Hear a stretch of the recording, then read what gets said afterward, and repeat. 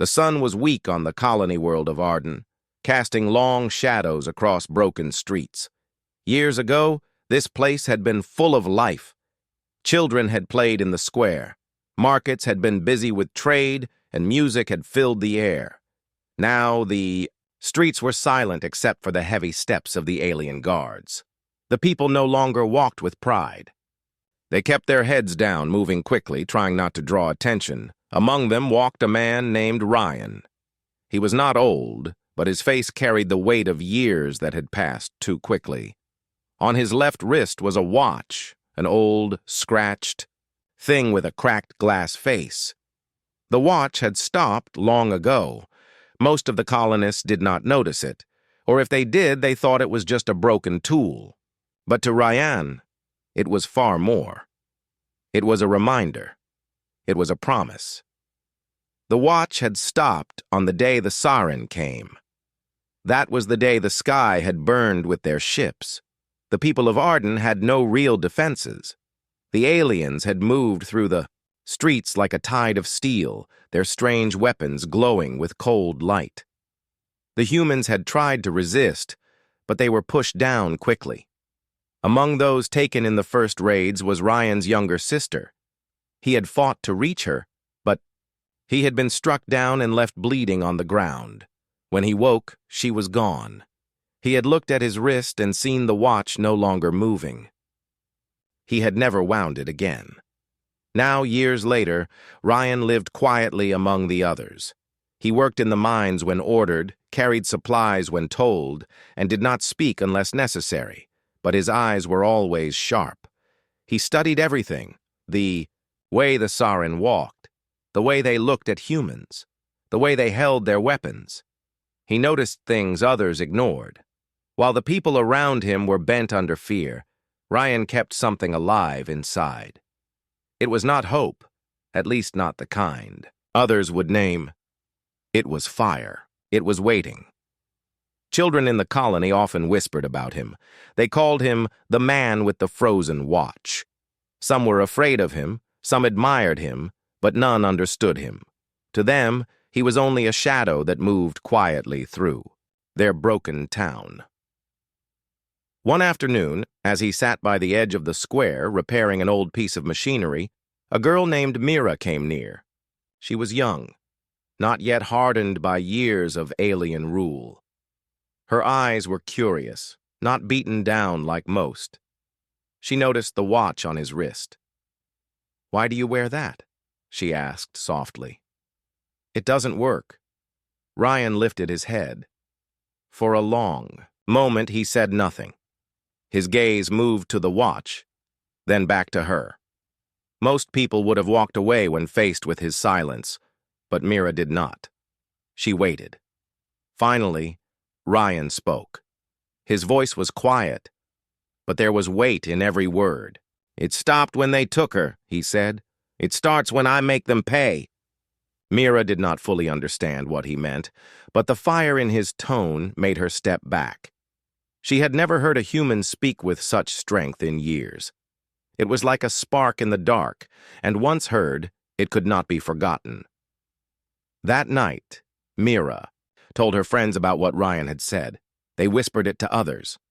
Soon, across the colony, the word spread. People began to look at Ryan differently.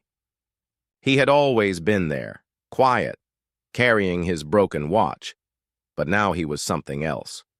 He was not just surviving, he was waiting. The Sarin guards noticed none of this.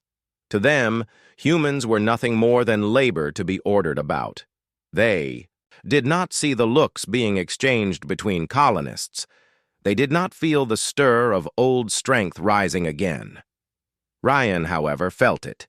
He could see it in the way people's eyes lingered on him a moment longer than before. He could hear it in the way their voices carried when they whispered in the dark. The fire inside him was no longer his alone. A spark had touched the others, and sparks could grow. But Ryan did not smile. He knew what was coming. He had been patient for years, and patience had taught him one truth. When fire grows, it always brings smoke, and smoke always draws eyes. The aliens would notice soon. And when they did, the colony would suffer. He looked down at the frozen watch, the cracked glass catching the pale light of Arden's moons. His fingers brushed over it as though it were a living thing. "When the time comes," he whispered. To himself, "this will move again." The hands of the watch remained still. The world around him remained under the shadow of the Sarin. But inside Rian, the moment had already begun. The days passed slowly on Arden. The colony lived under the shadow of the Sarin. Their patrols came at dawn and at dusk, moving with heavy steps through the broken streets. They spoke little, their voices sharp and metallic through the strange. Helmets they wore. When they came, people turned away. No one dared to look at them for long, but Ryan watched. He always watched. He noticed how the guards carried their weapons, how their eyes shifted from one side of the street to another, how they trusted the fear of humans more than their own vigilance. Every detail sank into his mind like marks carved in stone. The Sarin thought humans were weak, broken, and safe to control. Rian wanted them to keep thinking that, at least for now. Mira often stayed near him after their first conversation. Something about Ryan drew her. She did not know if it was courage or anger, but she felt it every time she looked at his face and the watch on his wrist. When others whispered about him, she listened closely. One evening, as the colony gathered in the square to receive their food rations from the guards, Mira stood beside Rian.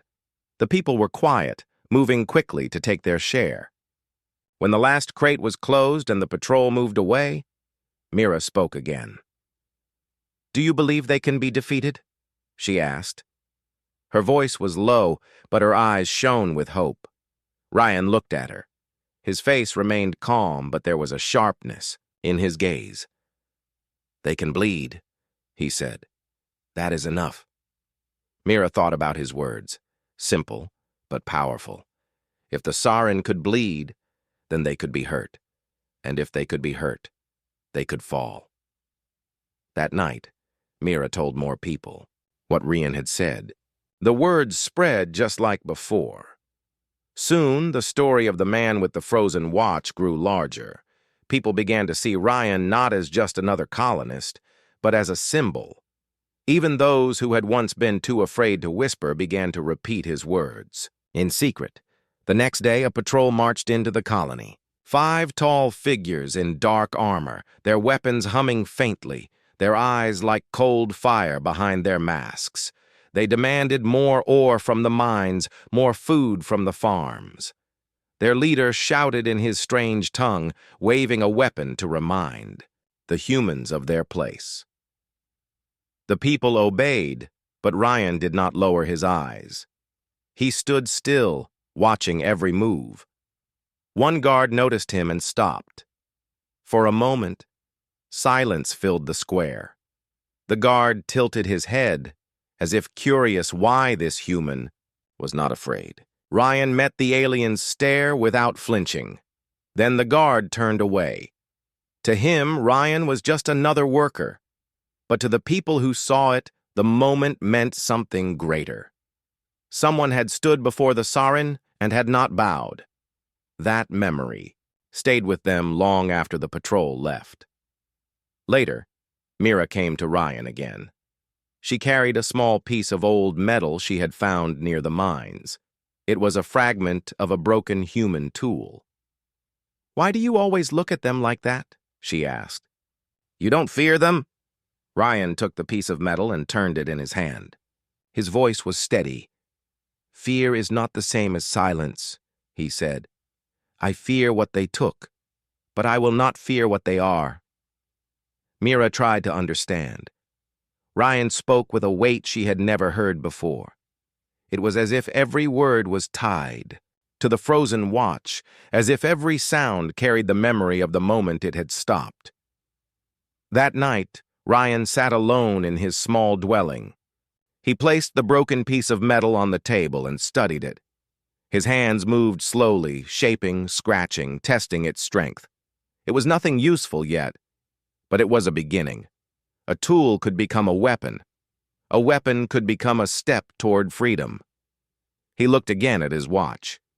Its hands were still frozen, pointing forever at the hour his sister had been taken. His jaw tightened. He whispered to the empty room. Not yet, but soon. In the darkness of the colony, rumors grew louder. People spoke of him not only as the man with the frozen watch, but as someone waiting for the right moment. Some said he was planning something. Others said he already had. The Saharine did not notice these whispers. They believed fear was stronger than hope. They did not see that hope had begun to grow again, carried by the words of a quiet man and his broken watch. The fire inside Ryan was spreading. He had not asked for it, but it was there. And once a fire spreads, it does not stop easily. As he closed his eyes to rest, Ryan thought of his sister. He remembered her laughter, her face as she had looked back at him the last time. The watch on his wrist pressed against his skin, cold but alive in his memory. "When I find you," he whispered, "this will move again." The night passed, and morning came. The Saharine patrols returned as always, believing the colony was silent. But in the hearts of the people, silence was no longer the same as surrender. The colony on Arden was quiet at night, but it was not the calm of peace. It was the silence of fear. Families locked their doors. No fire burned openly. The only sounds were the distant hum of alien machines and the footsteps of the Sarin patrols. Ryan moved in this silence like a shadow. His eyes had grown sharp after years of watching. He knew which alleys stayed hidden from patrols. He knew which homes kept their lights dim to avoid attention. Every night he studied the paths of the guards, their timing, their habits. Mira followed him sometimes, though he told her not to. She was quick, and her small frame made her easy to miss. She asked questions as she walked beside him, her voice no louder than a whisper. "Why do you watch them every night?" she asked one evening as they crouched behind the broken wall of an old storage house. "Because they believe we are too weak to notice," Ryan answered. "And when someone believes that, it is easier to strike." The patrol moved past, their armor glowing faintly under Arden's twin moons. Ryan's gaze did not leave them until they disappeared into the distance. Then he rose and led Mira back into the heart of the colony. That night, when he returned to his small dwelling, he opened a wooden box hidden beneath the floor. Inside were scraps he had collected, metal shards, wires, small pieces of broken, human tools left behind after the invasion. They were useless to most, but in Ryan's hands they were the beginning of something. He worked with quiet patience, shaping and fixing until his fingers were sore. Days passed. The colony remained under alien control, but whispers grew stronger. The man with the frozen watch was not only waiting, he was planning. Mira spread his words without meaning to. People listened when she spoke about Ryan's defiance, and the hope in their eyes grew brighter. Then came the day of the supply raid. A Sarin transport ship landed near the square, heavy and sharp like a blade of steel. A squad of guards marched down its ramp, demanding crates of ore and food. The colonists obeyed quickly, but their fear was mixed with anger. The aliens shouted orders, pushing people aside. One struck a farmer for moving too slowly. The man fell to the ground, groaning, but no one dared to help him, except Ryan. He stepped forward, not to fight, but to lift the farmer back to his feet. The Sarin guard glared at him, raising his weapon. The people held their breath, certain Ryan would be struck down. But the commander barked an order, and the guard lowered his arm. The squad finished loading the crates and returned to their ship. Ryan's eyes followed them as the craft rose into the air. His jaw tightened. He had seen enough. That night, he acted. The patrol routes were clear in his mind. The transport's landing zone had weaknesses he had memorized. He moved alone at first, creeping through the dark, carrying a small device he had built from scraps. It was no weapon of fire, but it could disrupt the power systems of the sirens, machines for a short time. He reached the landing zone and placed the device beneath a fuel container. Then he slipped away into the shadows. When the transport returned the next evening, the squad stepped out as usual, shouting their orders. But as the fuel line connected, Ryan's device sparked to life. The container shuddered, lights flickered, and the ship's systems stuttered. The sirens shouted in confusion. A moment later, the fuel ignited with a sharp blast. The explosion was small, but enough to throw 2 guards to the ground and scorch the transport's hull. The colonists gasped. From the square. For the first time, they saw the siren stumble. For the first time, they saw fear in alien eyes. Ryan stood in the crowd, silent, his face calm. He did not step forward or claim the act, but Mira knew. She looked at him, her heart racing, and whispered, "You did this!" He gave her no answer. The aliens recovered quickly. They secured the area, shouting in their strange tongue, and dragged away the damaged guards. The transport lifted off with smoke trailing behind it. But the memory of that moment remained. The siren were not untouchable. They could be hurt. That night, whispers turned into something more. People spoke with excitement, not only in secret but in small groups. Children repeated the story of the burning transport. Men and women who had once been silent began to dream of resistance. In his room, Ryan sat alone with his watch. The cracked glass caught the moonlight. His fingers touched the frozen hands. For a moment, he thought he felt movement. A twitch, faint, but real. His eyes closed and he whispered to himself, "This is only the beginning." Outside, the colony was still under alien rule. Patrols still walked the streets. But something had changed. Fear was no longer the only voice in the hearts of the people. A new voice had risen, one that the siren could not silence. The first move had been made. The air of Arden felt different after the burning of the transport. The colony was still under control. The sirens still walked through the streets, but the silence of fear was no longer the same. Behind closed doors, people spoke in low voices. They told the story of how the great machines of the aliens had faltered. They told the story of the moment the siren stumbled. Children whispered it in corners, and elders repeated it as if it were a secret prayer. They did not know who had caused it, but many eyes turned toward Ryan. He did not deny their looks. He carried his watch on his wrist as always, and to the people it now seemed like more than a broken tool. It was a symbol. Mira was the first to confront him openly. She found him near the old mine shafts one evening, where he worked with scraps of metal under the fading light. "It was you," she said, her voice steady. "The ship, the fire. You did it." Ryan looked at her but did not answer right away. His hands continued to bend the thin metal into shape. Finally, he spoke. "One flame does not end the dark, but it shows the dark can burn." Mira understood enough. Her eyes lit with quiet determination.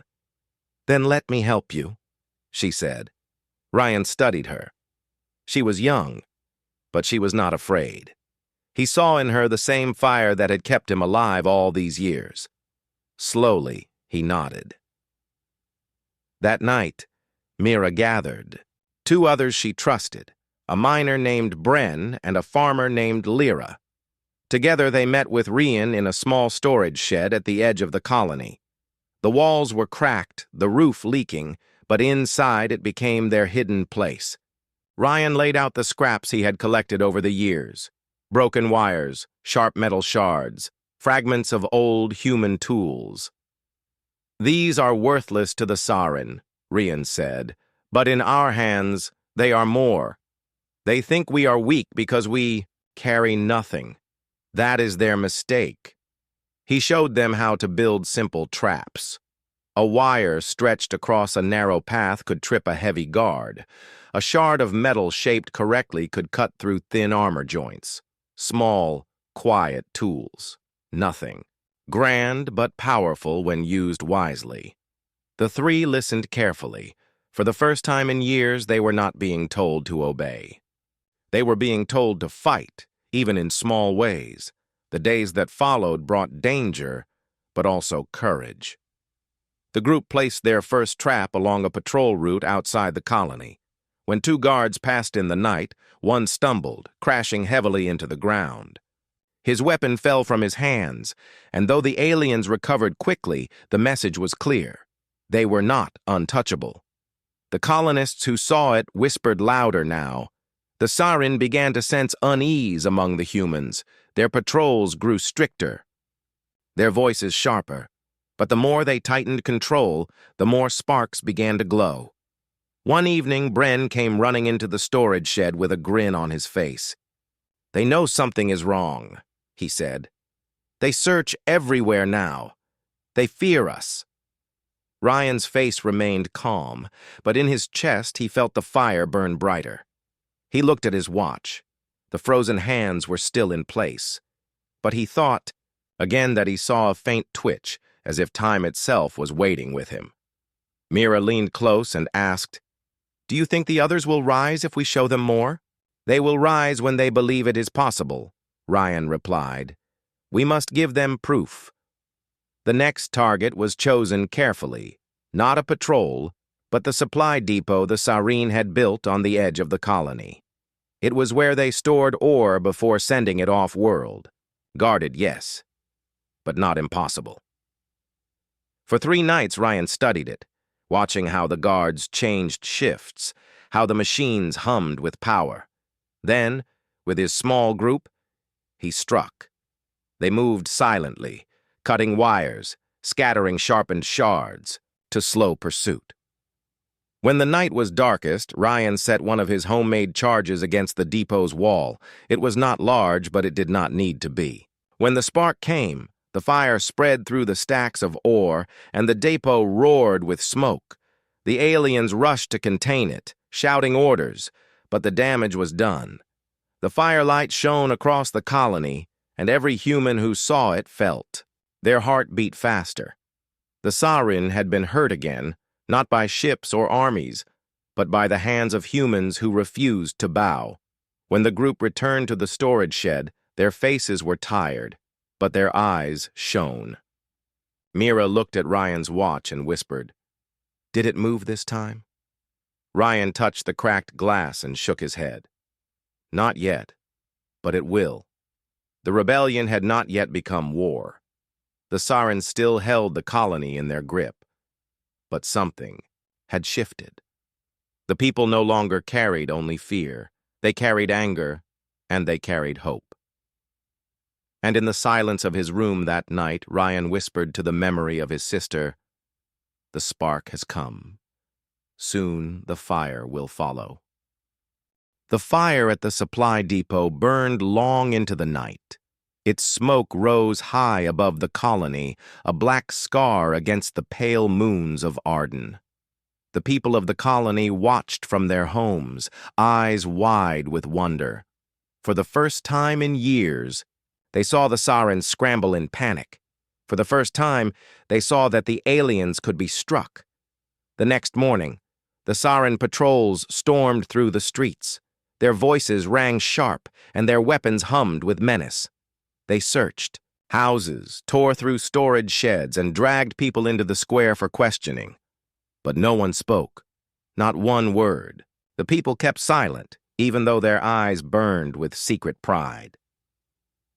Ryan stood in the crowd as the aliens shouted and struck the ground with their boots. His face was calm, his watch heavy on his wrist. He knew the risk had grown greater. Now, the Sarin would not ignore these attacks, but he also knew something else. Fear was no longer the master of the colony. Hope was growing, and hope was harder to kill.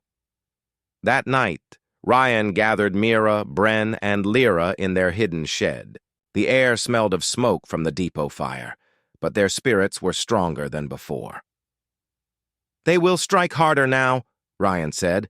We must strike harder too, but not with fire alone. We must send a message. A message? Bren asked, frowning. Yes, Ryan replied. The people must know this is not only chance. The Sarin must know we are not afraid. Words can be sharper than weapons if they are carved deep enough. Mira leaned forward eagerly. What kind of message? Ryan's eyes turned to the wall of the shed. He picked up a piece of burnt wood and began to write. His letters were rough, but the words were clear. We are not broken. We are waiting. The others stared at the words. Simple, strong. Lyra whispered, If they see this, the people will believe. That night, while the colony slept, Ryan and his small group moved through the shadows. They painted the words across the walls of the square, scratched them into doors, and carved them into the stone of the old well. By morning, the message was everywhere. When the people woke, their hearts stirred. They read the words again and again, whispering them to each other. We are not broken, we are waiting. The phrase spread faster than fire. Even children spoke it with quiet pride. The Sarin noticed it too. They gathered in the square, their leader shouting in anger. They tore down the words where they could, but more appeared each day. It was like chasing the wind. The harder they tried to erase the message, the stronger it became. Ryan walked among the people as if nothing had changed, but inside he felt the fire burn brighter.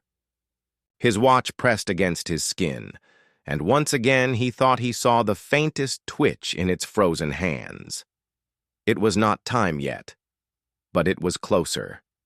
The rebellion was no longer only his. It was in the hearts of many now. Farmers whispered the words in the fields. Miners scratched them into the stone below ground. Mothers told them to their children at night.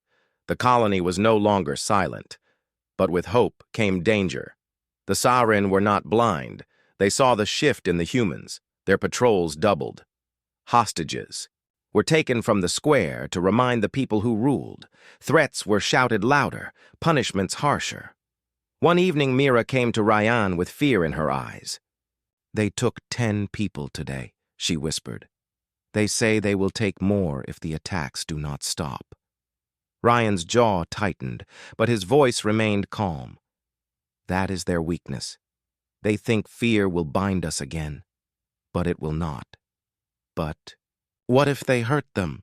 Mira asked softly. Ryan looked down at his watch, his hand resting on the cracked glass. His voice was low, steady, unshaken. Every hour they hold them, the fire grows. They cannot chain what already burns. The next night, the group struck again.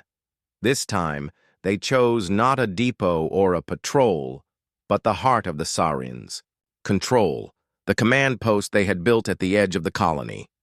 Ryan led them silently through the shadows, his steps sure, his eyes sharp. They planted traps along the paths, scattered shards to slow pursuit, and painted the message boldly across the walls of the post. Then they vanished before dawn. When the sun rose, the entire colony saw the words blazing on the Sarin command center. We are not broken. We are waiting. The aliens raged, but their fury only fed the spirit of the people. The colony no longer saw themselves as slaves. They saw themselves as a spark waiting to become fire. That evening, Mira stood beside Ryan in the square. Her voice was quiet, but filled with awe. They fear us now. Ryan did not smile, but his eyes burned with steel. He touched the frozen watch on his wrist. Not enough, he said, but they will. The sky above Arden darkened as the alien warships arrived. Their enormous shapes blocked the moons, casting shadows over the colony. The hum of their engines vibrated through the ground, and the people of Arden felt the old fear return. But this time it did not overwhelm them. It could not. Not after what Ryan had shown them. Ryan stood on a small hill overlooking the colony. Mira, Bren, and Lyra were at his side, their faces pale but determined. The smoke from the previous attacks had not fully cleared, and it twisted in the wind like a warning. The Sarin ships began to descend, their weapons glowing faintly in anticipation. "They are coming for everything," Mira said, her voice tight with worry. Rian's eyes did not leave the sky. "Then we will show them that humans are not so easily crushed." For months, he had prepared for this moment. Simple traps were set along the patrol routes. Hidden spikes and wires blocked paths. Small charges and devices built from scraps were ready. Every human who had seen Ryan's actions now knew their role. The rebellion was no longer a secret. It was a shield and a weapon. As the Sarin troops marched through the streets, the colonists waited. The first patrol passed without incident, then the second. Then Ryan gave a small nod, and chaos began. Hidden devices erupted, throwing sparks and smoke into the air. Wires tripped armored guards, and small charges disabled machinery. Human voices rose, shouting directions, guiding one another through the battle. The Sarin, trained to believe in control and fear, were thrown off balance. They could not understand how such a small group could cause so much disruption. Rian moved through the chaos with careful steps, leading Mira, Bren, and Lyra. They struck, where the aliens were weakest, always staying just out of reach. The humans were not strong like the Sarin, but they were clever, and their determination was unmatched. Every move Ryan made was precise, designed to hurt without wasting effort. The colonists joined where they could. Farmers wielded tools as weapons. Miners used picks and hammers to block paths. Children guided small charges to collapse barriers. The streets of Arden became a battlefield, but not one of despair. It was a battlefield of courage, and the fire in human hearts lit it brighter than any weapon. At the center of the colony, a Sarin commander shouted orders, his voice cutting through the shouts of humans. He saw Ryan moving through the streets, directing the fight. He laughed, thinking the humans were weak. Then Ryan turned on him. With Mira and Bren, Ryan guided a trap that toppled a crate of scrap metal onto the command center platform. The commander was thrown back, his weapon clattering to the ground. Humans surged forward, striking at the stunned troops. The battle raged, and the aliens realized their control was slipping. Through the fight, Ryan's watch stayed on his wrist. Its hands, frozen for so long, seemed to pulse faintly in the chaos. He could feel the moment coming. Every strike, every move, brought him closer to the end of waiting. Hours passed, though it felt like minutes. The Sarin retreated to regroup, their warships lifting off briefly to avoid more damage. Ryan and the colonists pressed their advantage, striking with traps, misdirection, and courage. It was not easy, but humans were relentless. Where the aliens expected fear, they found strategy. Where they expected silence, they found voices rising in defiance. At the edge of the battle, Ryan finally faced the Sarin commander who had mocked him. The commander's armor was heavy, his weapon glowing, but Ryan's mind was sharper. He dodged, struck at weak points, and led the commander into a trap. With a final push, the Sarin fell. The victory was not complete. Many streets were damaged, some colonists injured. But the Sarin retreated from the heart of the colony. Arden had survived. Humans had struck back, and the lesson was clear. They could not be ruled easily.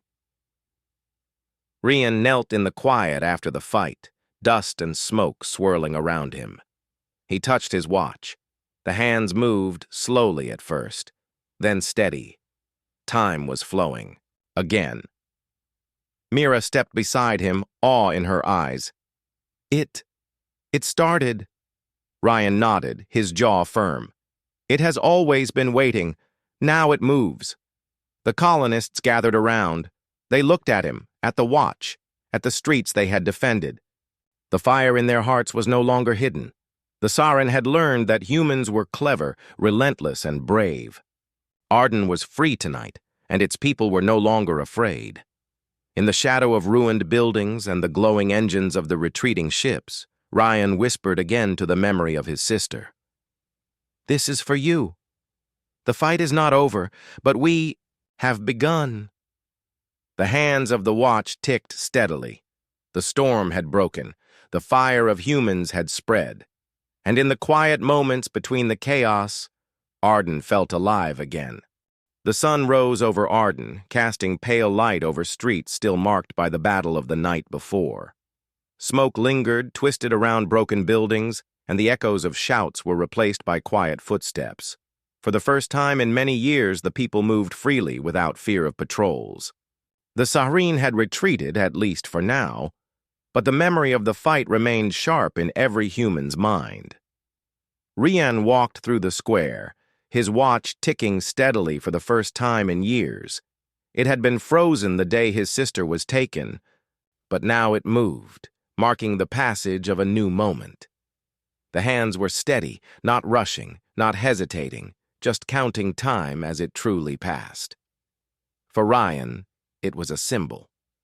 A symbol that the humans of Arden had survived, that their courage had changed the course of their lives, and that they would not be ruled in silence again. Mira ran to his side, her eyes wide with awe. "It's moving," she said, pointing to the watch. "The time, it's real again." Rian nodded. "It has always waited for this," he said softly. "The fire has begun. The fight is not over, but we are alive to fight it." Around them, the colonists were emerging from their homes. Children ran through the streets, laughing as if the years of fear were gone. Farmers, miners, and laborers began clearing debris and tending to the injured. The spirit of Arden was rising from the ashes. Bren and Lyra joined Ryan and Mira. Bren held a piece of the broken transport they had burned earlier. "We did it," he said simply. "We fought, and we won." Ryan shook his head slightly. "It is not just about winning today. It is about proving we cannot be broken. We have begun something bigger than ourselves." The colony listened. Word spread quickly that the humans had struck back and survived. Nearby settlements began to hear whispers of Arden's courage. They spoke of the man with the frozen watch and the people who had followed him. It was a story that could travel faster than any weapon, a story that would ignite the hearts of humans across the stars. Ryan walked to the edge of the square and looked at the sky. The retreating Sarin ships were just small dots against the pale blue of Arden's morning. He remembered his sister, taken so long ago. He had fought for years in silence, waiting for the right time, waiting for the spark. And now that spark had grown into a fire. Mira touched his arm gently. "Do you think she is still alive?" she asked, her voice soft. Ryan clenched his fists briefly, then released them. "I do not know," he said. "But the watch moves again. That means the fight continues, and we will keep searching. One day I will find her. Until then, we protect what is left and prepare for what is ahead." The colonists gathered around, watching him, listening to his words. Their eyes were no longer filled with fear. They saw determination, courage, and hope. They felt the truth that humans were never weak, even under oppression. For hours, Ryan led them in cleaning the streets and tending to the wounded. Mira and the others organized supplies, teaching the children and elders how to stay safe and how to protect the colony if the Sarin returned. Every small action became a lesson in unity, in strength, in hope.